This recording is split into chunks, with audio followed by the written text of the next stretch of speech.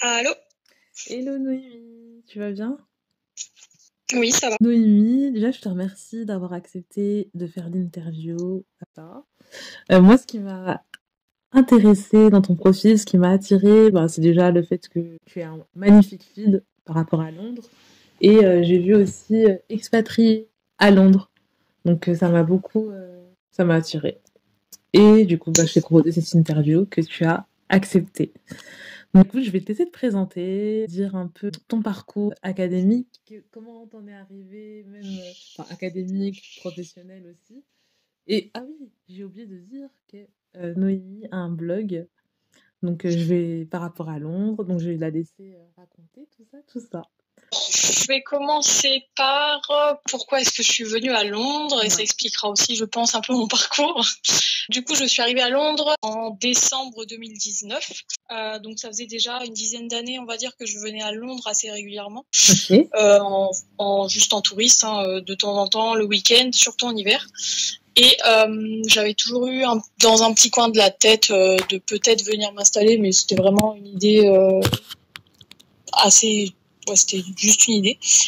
Et il y a environ un an, donc au mois de juin 2019, oui, 2019. Donc au mois de juin 2019, j'ai rencontré quelqu'un qui était expatrié à Londres. D'accord. Et qui m'a demandé si potentiellement ça pouvait m'intéresser. Et donc cette personne qui travaille dans la même boîte que moi, donc je ne sais pas si je peux le dire, mais je travaille à Decathlon du coup. D'accord. Donc je travaillais à Decathlon en France pendant 5 ans déjà. D'accord. Et donc cette personne que j'ai croisée, que je connaissais un petit peu de Decathlon, m'a dit qu'il était parti lui en Angleterre depuis un peu plus de 2 ans. Et il m'a dit qu'il recherchait beaucoup d'expatriés parce que la manière de travailler est un petit peu différente. Donc j'ai juste réfléchi un petit peu de temps. Parce que attends, je te coupe un petit moment. Vas-y. Alors bon, déjà tu viens de quelle ville toi? Ah oui, alors du coup je suis à la base du nord de la France, dans un tout petit village à côté d'Arras. Et j'y ai vécu une bonne vingtaine d'années avant de partir m'installer à Strasbourg pour mes études. Finir mes études. Et je suis restée en Alsace après par la suite parce que j'ai trouvé du travail. D'accord. Donc à Decathlon.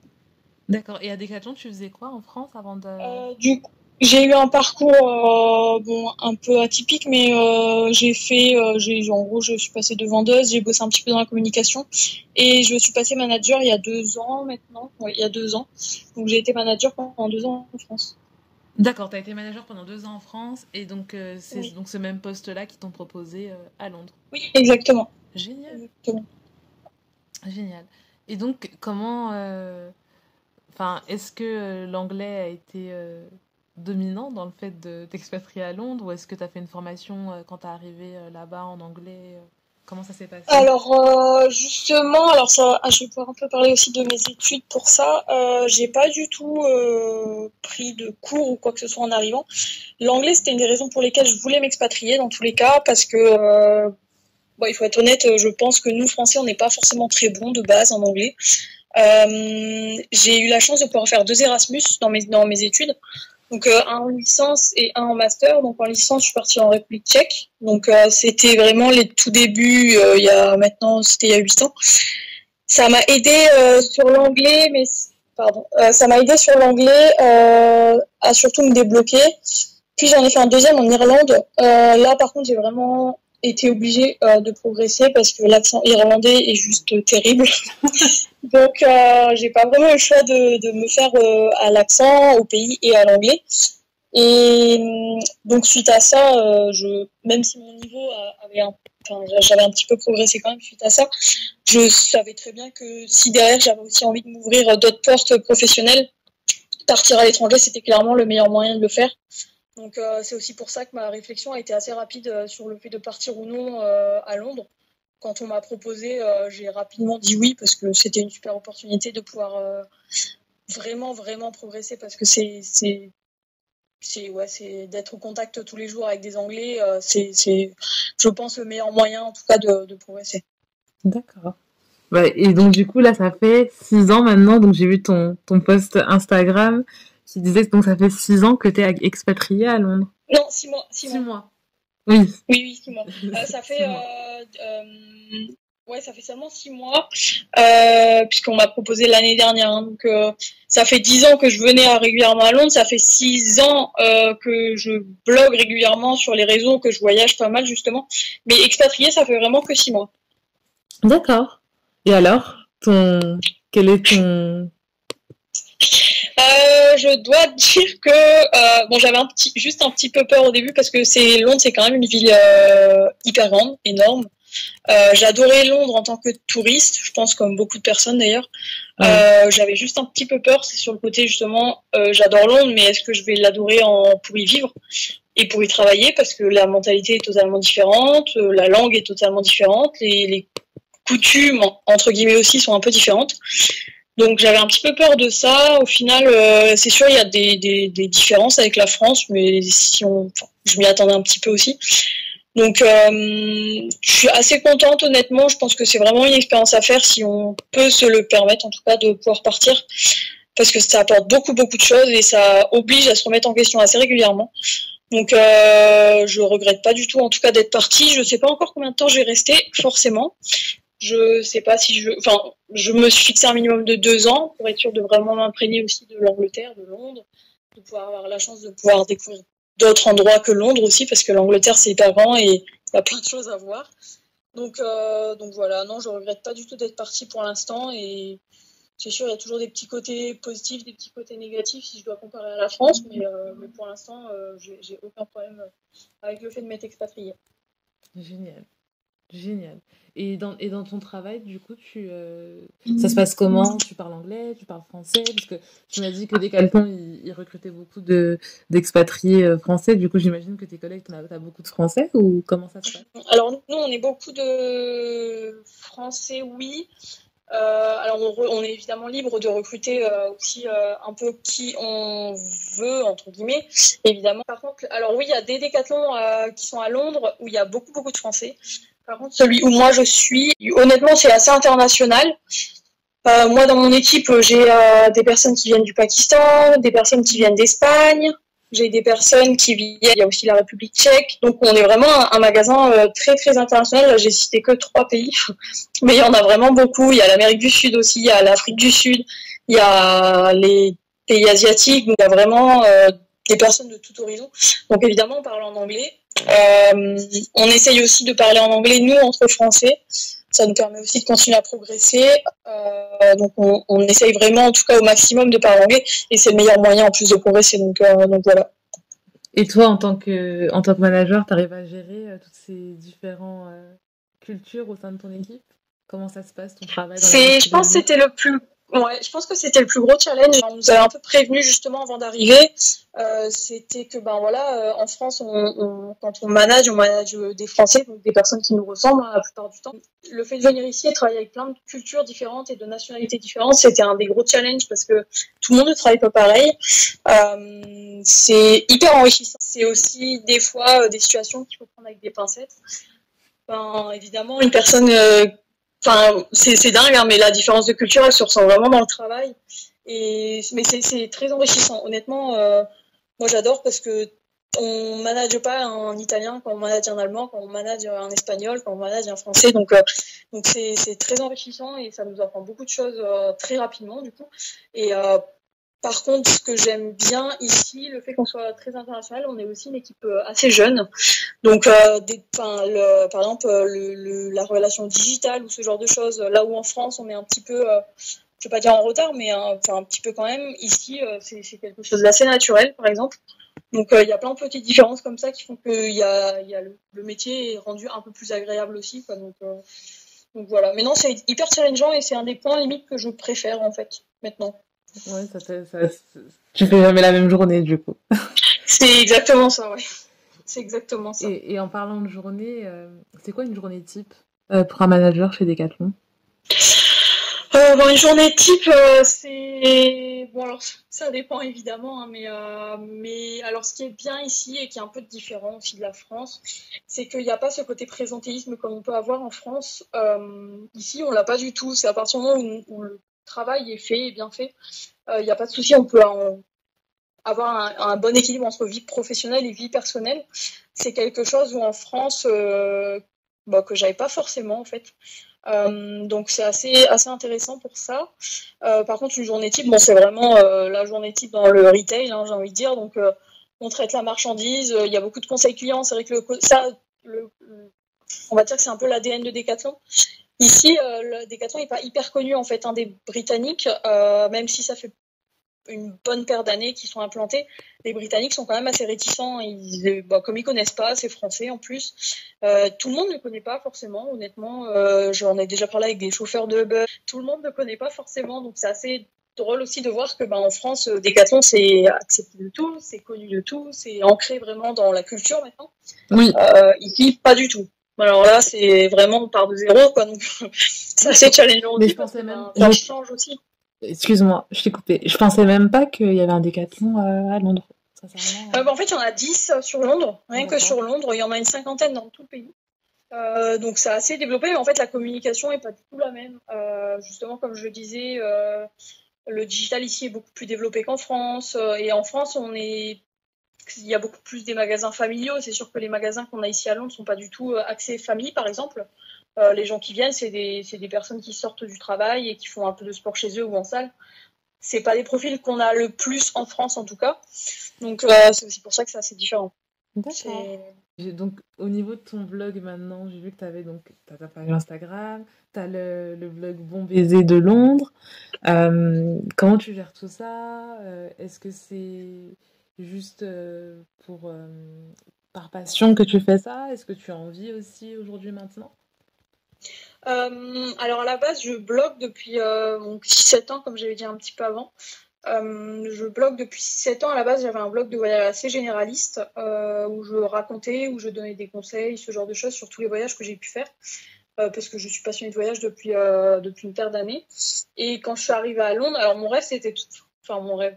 Mais j'ai toujours voulu ouvrir un blog justement sur une ville en particulier. Et quand j'ai su que je partais à Londres, je l'ai tout de suite mis en place en fait parce que je me suis dit qu'au moins ça me permettrait de partager aussi les débuts, de partager aussi ce que je savais déjà sur Londres, puisque comme j'y venais assez régulièrement, je savais que voilà, j'aurais déjà pu mettre pas mal de contenu dessus.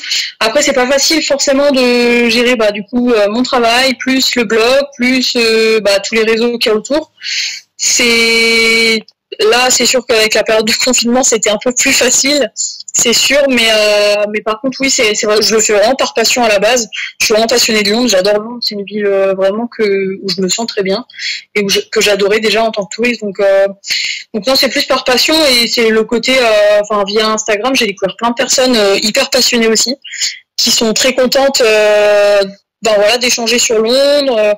Moi, je suis hyper contente de pouvoir faire aussi découvrir des choses. Je pense que quand on est touriste, voilà, on est vraiment focus sur toutes les choses un peu classiques. London Eye, les trucs classiques. Oui, exactement. Donc, moi, j'ai la chance de pouvoir y vivre. Donc, c'est sûr que je peux un peu plus sortir des sentiers battus, voir des quartiers auxquels on penserait pas forcément la première fois qu'on vient à Londres ou bien la deuxième fois, par exemple. Donc ça c'est bien parce que c'est vraiment aussi ce que les gens attendent, c'est pouvoir un peu voir autre chose de Londres, autre chose que la monarchie, que les bâtiments historiques qu'on peut déjà voir, même si évidemment ça fait quand même partie du package la première fois qu'on vient à Londres. Mais ça me permet aussi d'apporter un œil un peu différent le fait de raconter l'expatriation, puisque je reçois beaucoup de messages de personnes qui vont s'expatrier, qui ont besoin de conseils ou ce genre de choses. C'est pas encore quelque chose que j'ai beaucoup développé sur le blog, parce que j'ai pas forcément eu le temps d'en parler, à part là sur mes derniers articles où je fais un peu le bilan de ces 6 derniers mois, mais parce que je veux vraiment pour l'instant donner envie, en tout cas aux gens de venir à Londres, quand ce sera possible après, et de découvrir aussi un peu d'autres choses. Donc peut-être je rajouterai une petite partie expatriation plus tard, mais pour l'instant c'est pas d'actualité. D'accord. Puis avoir plus de recul aussi, je disais, parce que ça fait 6 mois, donc il faut laisser le temps de... Oui, exactement. Exactement. Là, 6 mois, c'est bien. J'ai fait un petit bilan. Il y a les premières choses qui sautent aux yeux, ce genre de choses. Je pense que si on me repose la question dans 1 an, j'aurai peut-être changé d'avis sur plein de sujets. Donc oui, non, c'est clair. Il me faudra un peu plus de recul aussi sur certaines choses. Mais tant que je peux, en tout cas, donner envie encore plus aux gens de venir et de pouvoir leur montrer autre chose et un autre visage de Londres. moi, ça me va très bien. Par contre, j'en vis pas du tout aussi pour répondre à ton autre question. C'est vraiment de la passion et j'ai pas du tout de contrat avec ou quoi que ce soit. Je le fais vraiment parce que j'adore Londres, j'adore les réseaux sociaux, j'adore tout ce qui est communication aussi à la base. Donc, on va dire que je fais juste un mix de plein de petites passions et que ça a donné mon blog et tous mes réseaux à côté. Oh, bah, génial, génial. De toute façon, bah, quand il y a la passion, après, tu le fais, Oui, bah tu comptes honnêtement, pas, oui. quoi. Après, c'est sûr, ça prend énormément de temps. Enfin, quand je vois écrire un article, ça peut me prendre plus de 15 heures, le temps de tout mettre en place et de le mettre en ligne. Mais le résultat fait que je suis quand même contente. Et puis ça, c'est aussi une belle trace pour moi, pour me souvenir un peu de tout ce que j'aurais fait si jamais un jour je rentre en France. Si jamais un jour je rentre en France, ça promet, tu vas partir sur une autre destination alors. Et je ne sais pas encore. J'avoue, je ne sais pas du tout encore qu'est-ce que je vais faire après. C'est un peu la question. Pour l'instant, je profite et puis j'avoue qu'avec le confinement et tout ça en ce moment, c'est un peu difficile de se projeter de toute façon. Donc voilà. Qu'est-ce qui est le plus dur dans ton expatriation? C'est quoi qui a été le plus compliqué pour toi au niveau de l'administratif, l'installation, enfin, est-ce que tu peux... C'était pas. Alors, une des choses compliquées, c'était que j'habitais depuis 5 ans en Alsace. Donc, comme on partait sur un logement meublé ici à Londres, déjà j'ai dû revendre une bonne partie de mes affaires en Alsace. Donc ça n'a pas été facile parce que c'est pas forcément évident de vendre une bonne partie de sa vie, hein, clairement. Donc ça n'a pas forcément été facile. Par contre, le seul point où j'avais un petit peu peur avant de partir, mais où finalement la peur elle s'est assez vite dissipée, c'était justement sur tout ce qui était administratif. J'avais un peu peur de pas forcément m'y retrouver parce que l'administratif ici, voilà, est différent de la France. Hein, donc, alors déjà en France, je comprenais pas toujours tout. Je me suis dit avec la langue, j'ai un peu peur. Mettre l'électricité dans l'appartement, par exemple, ce genre de choses. Avoir peur de pas forcément comprendre en fait ce qu'on allait me dire au téléphone, de peut-être louper des informations justement. Et en fait, pas du tout. Honnêtement, avec le recul, là, ça a été très simple parce que l'administratif ici est beaucoup plus simple que la France. Vraiment beaucoup plus simple. Donc, finalement, c'est un peu une peur qui s'est assez rapidement dissipée. Après, j'avais pas trop peur en soi. Enfin, j'avais pas de peur particulière à part ça parce que comme j'étais déjà partie de ma région à la base pour vivre dans une autre région, c'est un peu la même chose, c'est juste que là, je change de pays. Et au-delà de ça, j'avais pas forcément peur non plus que ça rate, parce que bon voilà, c'est l'Angleterre, c'est pas non plus le bout du monde, donc Oui, si jamais ça carrément. fonctionnait pas, bon bah voilà, dans tous les cas, c'est possible de rentrer en France et voilà Oui. quoi. Enfin, j'avais pas forcément en tout cas de peur particulière par rapport à ça. Et un petit mot par rapport au Brexit? C'est un peu le flou aussi pour nous ici, honnêtement. Quand on a su voilà que c'était passé. Alors c'est historique hein, de pouvoir le vivre ici en Angleterre parce que c'est quand même, moi, c'est quand même moins important ici pour les Anglais, même si tout le monde n'était pas forcément d'accord. Mais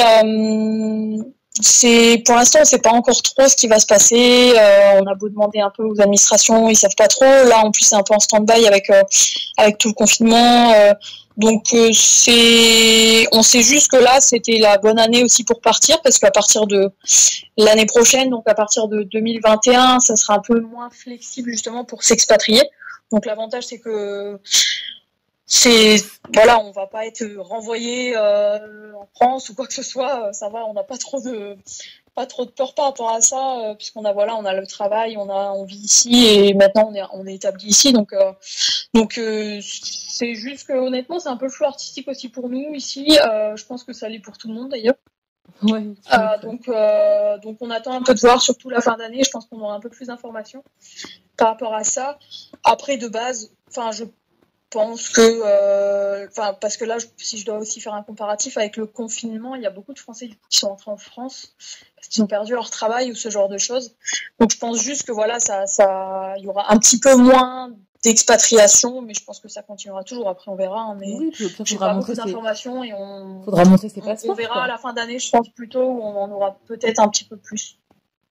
Carrément. Puis sinon, faudra montrer ses passeports, comme quand on rentre dans un pays où Exactement. pas Bon, honnêtement, on ne sait pas encore trop comment ça va se faire, en tout cas en termes de papier, d'administration, tout ça. Donc c'est un peu, ouais, c'est une période, je ne veux pas dire que c'était meilleure et la pire année aussi pour s'expatrier, parce que c'est vrai que c'est quand même historique tout ce qu'on vit en ce moment. C'est aussi très bizarre de le vivre de l'étranger, quoi. Donc, non, honnêtement, je sais pas trop le Brexit. On verra à la fin d'année. Je pense qu'on verra un peu plus clair déjà, à partir de janvier 2021. Ok, et juste je fais un petit retour sur tes études. Est-ce que tu avais beaucoup étudié l'anglais à l'école ou est-ce que c'est ton parcours, expérience plutôt qui t'ont fait apprendre la langue? Si je dois être tout à fait honnête, j'étais vraiment pas une bonne élève. Si jamais j'ai des profs qui m'écoutent un jour, j'étais pas du tout une bonne élève, vraiment pas, parce que c'est pas. T'as fait quoi comme études déjà? Perdu en anglais. Donc du coup, c'est plutôt les expériences qui ont fait que, en fait, je pense que comme tout Français, on a toujours ce petit côté où on a peur de parler en anglais, tout simplement, parce qu'on a peur d'être nul, on a peur parce qu'on a un accent un petit peu différent aussi, faut le dire. Donc, et je pense vraiment que c'est mes expériences qui ont fait que j'ai progressé. Après, j'ai encore tellement de choses à apprendre, c'est assez. La langue anglaise est tellement étendue aussi. Mais c'est clairement les expériences qui ont fait qu'aujourd'hui je m'en sors un petit peu mieux, parce que si j'avais pas fait ces premiers Erasmus qui m'ont un peu débloqué justement sur le côté allez, il faut que j'ose parler en anglais. Parce que t'as fait quoi comme études? Alors j'ai fait une licence de lettres, histoire et de droit, parce que je voulais être journaliste à la base. Quand j'ai eu ma licence, j'ai pris 1 an d'année sabbatique pour réfléchir à ce que je voulais faire, parce que je ne voulais plus faire journalisme. Donc j'ai voyagé pendant 1 an justement, et après j'ai fait un master en commerce. Ok. Tout sur Arras, et après j'ai juste refait une dernière année de master en marketing du sport pour que ça colle un peu plus avec Decathlon. Ok. Donc voilà. Mais oui, c'est clairement, si je dois, en toute honnêteté, je pense vraiment que c'est plutôt mes expériences qui ont fait que j'ai pu progresser en anglais. Mais parce que je suis pas un bon exemple, j'étais vraiment pas une bonne élève à la base, donc. Ah, mais t'es pas un mauvais exemple non plus, hein. Regarde aujourd'hui où t'en es. Ah oui, non, c'est sûr, mais je sais que j'aurais pu progresser davantage si j'avais été un peu plus assidue, on va dire, dans mes cours d'anglais. Je vois. Est-ce que tu aurais des conseils à donner? Alors, des conseils à plusieurs niveaux. Déjà, combien d'argent il faut quand tu t'expatries à Londres en enveloppe budgétaire, et ensuite d'autres conseils par rapport à des conseils que tu auras à donner par rapport à l'anglais, par rapport à autre chose. Ouais, alors déjà pour partir à Londres, ça c'est quelque chose qu'il faut vraiment prendre en compte. Alors moi j'ai de la chance, je ne vis pas en colocation puisque j'ai mon appartement avec mon copain, mais la vie à Londres c'est clairement la colocation. Il y a beaucoup de gens qui vivent en colocation parce que le loyer est cher. Si je dois comparer, c'est comme à Paris, c'est très très cher de se loger.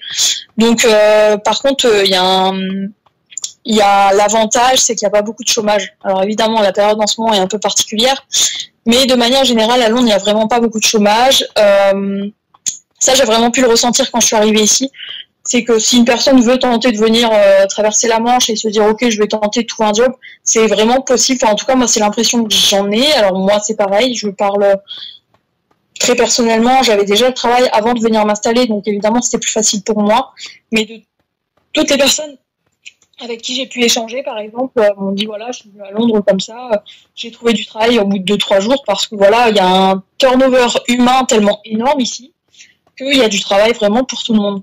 Donc, s'il y a je sais qu'il y a des personnes qui ont un peu peur aussi de partir en se disant bon, en fait, je pars mais j'ai rien, quoi. Donc, je sais en tout cas, pour avoir discuté avec pas mal de personnes, que c'est assez facile quand même de trouver du taf ici. Après, c'est sûr, c'est toujours la motivation. Qui jouera de toute façon. Donc après sur un montant, oui. Comme j'ai dit une enveloppe de départ, tu pourrais une fourchette, tu dirais combien? Franchement, je pourrais même pas vraiment donner parce que c'est tellement propre à chacun. Selon le métier aussi qu'on trouve derrière, selon la branche dans laquelle on veut aller. Par contre, voilà, c'est clair qu'il faut. Comme j'ai dit, j'ai échangé avec plein de personnes qui sont venues aussi avec rien du tout en poche et qui ont réussi à trouver un taf et après se loger. Donc ça dépend vraiment. Après, je conseille dans tous les cas, si les personnes cherchent un logement, c'est de venir, comme tout le monde a fait, c'est de venir quelques jours à Londres pour visiter certains apparts, parce qu'il y a beaucoup d'appartements ici à Londres qui sur photo paraissent magnifiques, mais quand on les voit en vrai, évidemment ça n'a absolument rien à voir. Et très humide par exemple, ça reste Angleterre, Donc ça, c'est des petites choses où ben voilà, je vois beaucoup de Français se faire arnaquer, qui signent des papiers en étant à l'étranger, ce genre de choses. Surtout, faut juste pas faire ça. Ça évitera justement de perdre beaucoup d'argent avant d'arriver. Donc, vaut mieux prendre 2-3 jours d'hôtel et préparer quelques visites d'appartements ou de coloc. Et ça sauvera, je pense, pas mal de personnes. Donc, mais en tout cas, au niveau du taf, honnêtement, il faut juste pas avoir peur parce qu'il y a vraiment, je peux le sentir en fait à Londres, on peut vraiment, même si on a un parcours un peu différent, puisque de toute façon les parcours en France sont pas forcément les mêmes qu'en Angleterre, même si on a un parcours pas forcément énorme ou bien un parcours où on a envie de changer de branche. Je vois beaucoup de personnes justement qui changent de branche, qui viennent à Londres pour lancer leur boîte, ce genre de choses, parce que c'est un peu plus simple aussi ici. Donc voilà, j'ai envie de dire que Londres c'est un peu la ville des possibles, quoi. Donc Pour lancer donc, sa boîte, c'est... pour lancer sa boîte, il faut quoi à Londres? C'est-à-dire? Bah, tu dis ça, tu as dit c'est beaucoup plus facile. Est-ce que administrativement, c'est quoi? Ouais, c'est administrativement, justement, j'ai un peu jeté un œil la dernière fois, puisque j'ai parlé aussi avec différentes personnes qui lancent un peu leur boîte d'entrepreneurs, tout ça. Et en fait, c'est au niveau administratif et les taxes, en fait. Les entrepreneurs ici sont un petit peu moins taxés quand même qu'en France, et c'est beaucoup plus simple, en fait, de lancer sa propre entreprise. Donc, je pense que c'est pour ça aussi qu'il y a beaucoup de personnes qui font le choix de venir s'installer en Angleterre. Alors c'est sûr, il faudra prendre en compte le Brexit à un moment donné, parce que je pense que ça pèsera dans la balance quand même.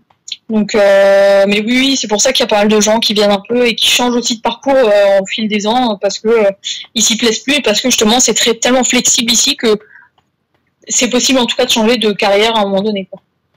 Ok. Et est-ce que tu as des choses à rajouter? Si jamais des personnes sont intéressées de venir s'expatrier, surtout n'hésitez pas, je pense, parce que c'est vraiment une super expérience. Moi, je regrette pas du tout. C'est sûr, j'ai échangé avec des personnes qui ont regretté d'être parties ou quoi, parce que voilà, comme j'ai dit, la vie est chère. Mais par contre, si les personnes en tout cas aiment bien Londres à la base, aiment bien l'Angleterre, parce qu'évidemment, il n'y a pas que Londres où on peut s'expatrier. Il y a plein d'autres endroits de petites villes très sympas justement et qui permettent un peu aussi de baisser la note au niveau du loyer. Alors c'est sûr, c'est c'est plus des grandes villes comme Londres, mais par contre c'est toujours possible de s'y expatrier. Donc non, c'est justement ne pas trop se poser de questions et se lancer. De toute façon, à tout moment, l'Angleterre et Londres de manière générale, c'est vraiment pas loin de la France, donc c'est assez facile de rentrer si jamais ça fonctionne pas, quoi. Carrément.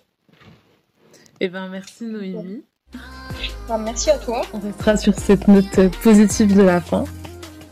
Exactement.